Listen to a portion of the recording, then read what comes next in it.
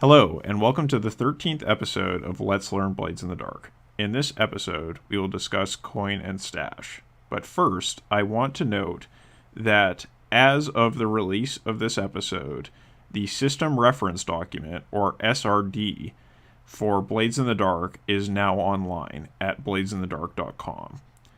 So I will be referencing the SRD in the video description for this episode and all subsequent episodes, linking to the rules that I'm talking about.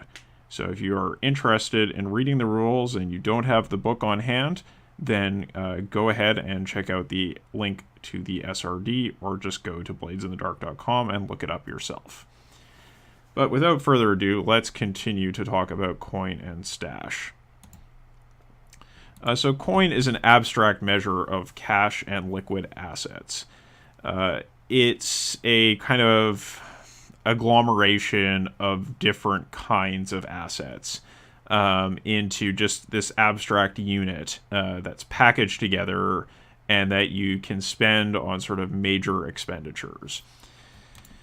It's not an amount of money for everyday use, so small bribes and other expenditures can be covered by a fortune roll with the PC's lifestyle quality.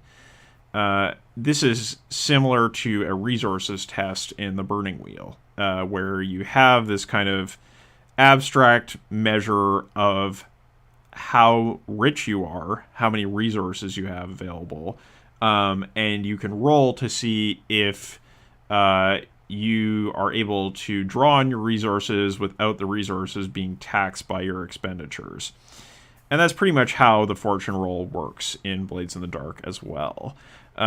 You do a fortune roll and you add 0 to 4D based on what your lifestyle quality is. And that's for small purchases, right? Like, that's like bribing someone. That's like buying something maybe a little bit pricey at a bar, but nothing too serious. Just kind of stuff you would RP during the downtime phase. Or possibly even during a score. You might want to bribe someone to get into a place, right? But anyway, it's not for major expenditures. For major expenditures, we're going to look into actually spending coin. And to do that, we want to understand how much a coin is worth. So 1 coin is equal to a full purse of silver pieces or a week's wages. So again, this is more substantial than something you would spend all at once in a kind of everyday sense.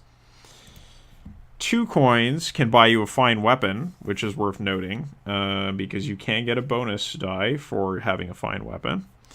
A weekly income for a small business, a fine piece of art, or a set of luxury clothes. 4 coins will get you a satchel full of silver or a month's wages. Makes sense, right? 1 coin is a week's wages, 4 coins is a month's wages. But one thing to note about 4 coins is that's the most your character can kind of have on hand. And you'll notice that it's equivalent to a satchel full of silver, which is really heavy. So, yeah, you can't really carry more than that around with you. 6 coins would be like an exquisite jewel or a heavy burden of silver pieces. This is more than one character can carry. And 8 coins is a good monthly take for a small business, a small safe full of coins and valuables, or a very rare luxury commodity. And actually, you can purchase vaults that are worth 8 coins. And we're going to get into that as we continue this episode. Finally, we have 10 coins, which is equivalent to liquidating a significant asset, a carriage and goats, a horse, or a deed to a small property. So one thing to note is that animals are really expensive in this world, in Doskvol, and in the setting of Blades in the Dark. They're worth more than a safe full of coins and valuables. So continuing on to holding and storing coin. As I said, PCs can hold up to 4 coin on hand, satchel full of silver's worth. Any excess must be spent as soon as possible. And this means usually before the next score, so before the end of the downtime phase. Any coin in excess of 4 must either be spent, distributed to another crew member with less than 4. So if you have 6 coin and you need to get rid of 2 to bring you down to the limit, and your crewmate has 1 coin, then you can put their coin up to 3, yours down to 4, and it's all fine. You can put it in a vault if you have this upgrade. So this is a crew upgrade you can get.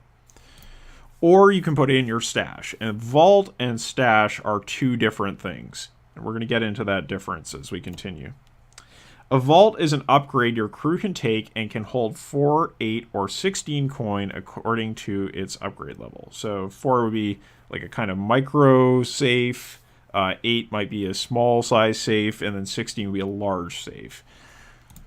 Carrying 1 coin on a PC's person takes 1 item slot of load. Because silver is really bulky, really heavy, so you can't carry that much. And if you do carry it, it takes up a significant amount of load on your character. That whole satchel full of silver is going to really weigh you down. But there are circumstances where you might want to do this. So next, let's talk about how you can use coin. If you have to spend coin, if you're at 6 coin, you don't have someone to give it to, you don't have a vault to store it in, you don't want to put it in your stash, what are you going to do with that coin? Well, you can spend 1 coin to get an additional downtime activity, and this is an alternative to spending rep or reputation. You can either spend reputation or you can spend coin to do this. You can spend 1 coin to increase the result level of a downtime activity roll. So that's something to bear in mind. It's kind of like spending fate points in Burning Wheel to up your roll. Kind of. Or you can spend coin to avoid certain crew entanglements. These are arrest, interrogation, questioning, reprisals, rivals, and the usual suspects. These are all different types of entanglements. But the thing that ties them together is that they are generally entanglements to do with the blue coats or with the police.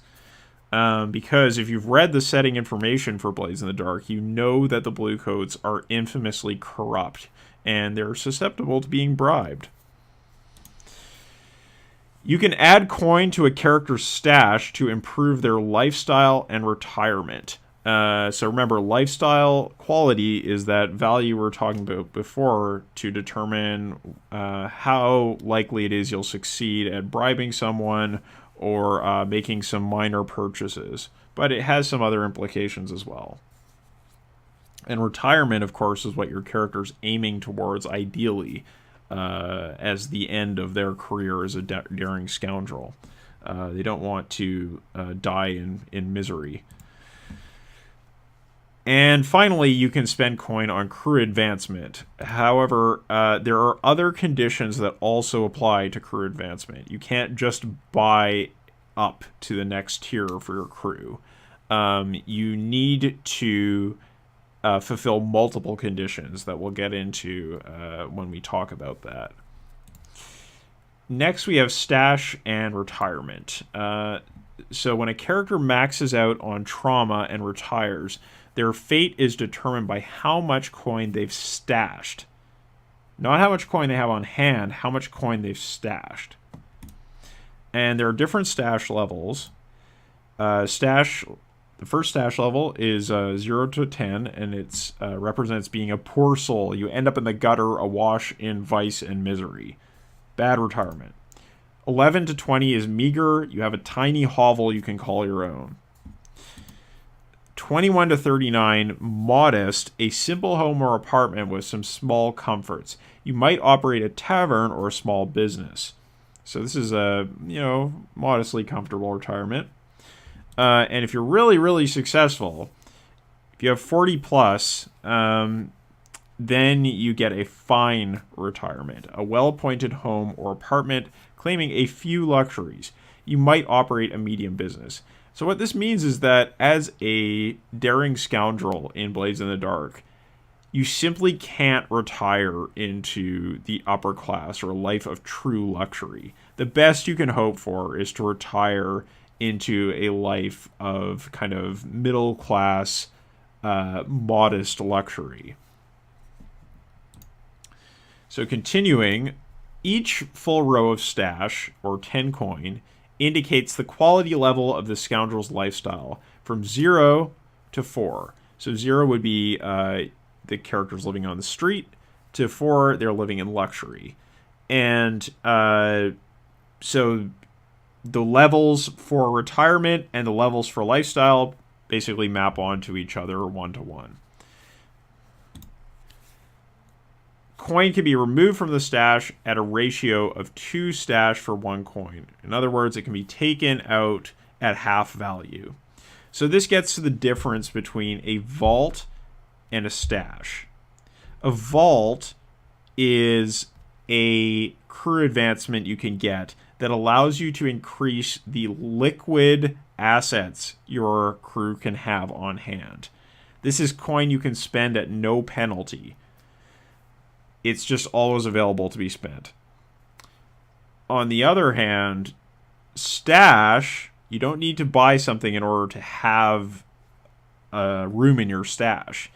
But you can't easily get at that money. It's illiquid. It's invested or something.